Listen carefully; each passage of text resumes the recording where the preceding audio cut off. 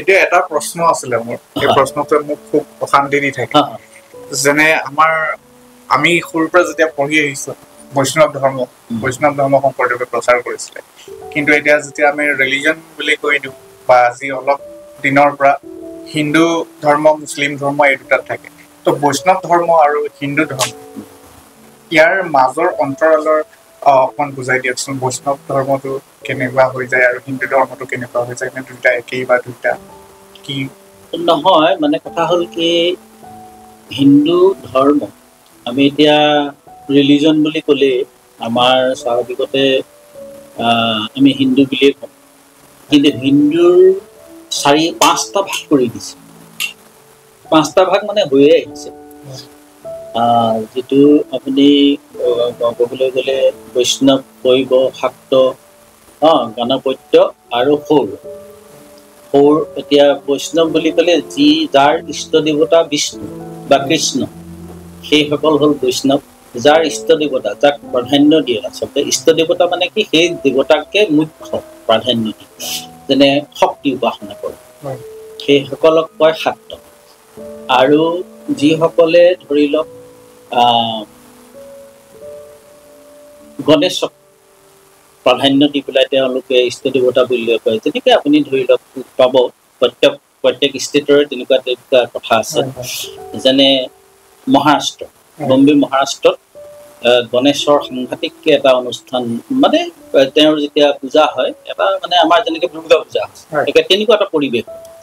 গতিকে গণপত্যৰ হৈছে গণেশৰ, আৰু সৌৰ মানে সূৰ্যক যি মানে বিশেষভাৱে ভাৱে আৰু ইষ্ট হিচাপে লয়, যেনে ছট পূজা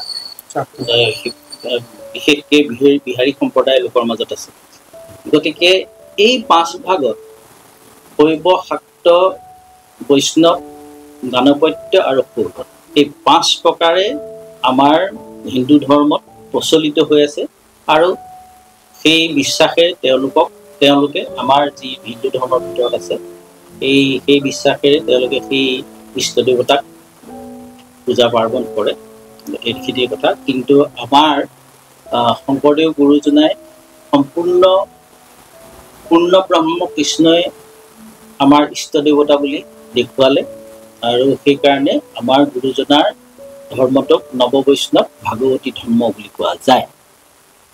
গতিকে সেইফালৰ পৰা ক'বলৈ গ'লে এই 5 প্ৰকাৰৰ যি আমাৰ ধৰি লওক ভাগ হৈ আছে হিন্দু ধৰ্মত, গতিকে সকলোৱে সেই প্ৰকাৰে চলি আছে। কিন্তু সকলোৱে যিহেতু হিন্দু ধৰ্মত এই 5 প্ৰকাৰ পোৱাৰ কাৰণে স্বাভাৱিকতে ৰিলিজন কি বুলি ক'লে হিন্দু বুলিয়ে কয়।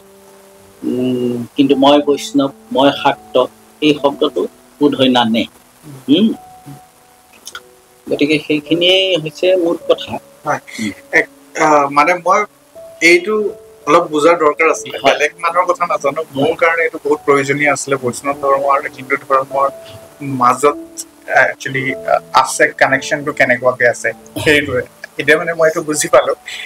মই এইটোৱে বুজি পাইছো, ধৰক বৈষ্ণৱ ধৰ্মৰটো এনেকুৱা হৈছে হিন্দু ধৰ্মৰ পৰাই উৎপত্তি হৈছে, আৰু হিন্দু ধৰ্মত যিকেইটা আপুনি ক'লে যেন বিভক্ত হৈ আছে, মানে ভাই ককাইৰ নিচিনা, তাৰ মাজতে আমাৰ 5টা ভাগত বিভক্ত হৈ আছে। তাৰে যোনটো আমি ফল' কৰো নৱবৈষ্ণৱ ধৰ্ম, সেইটো তাৰ মাজৰে এটা।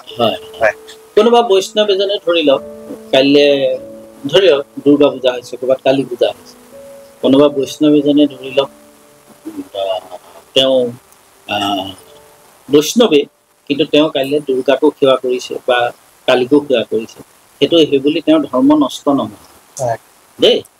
গতিকে কৰিব পাৰে।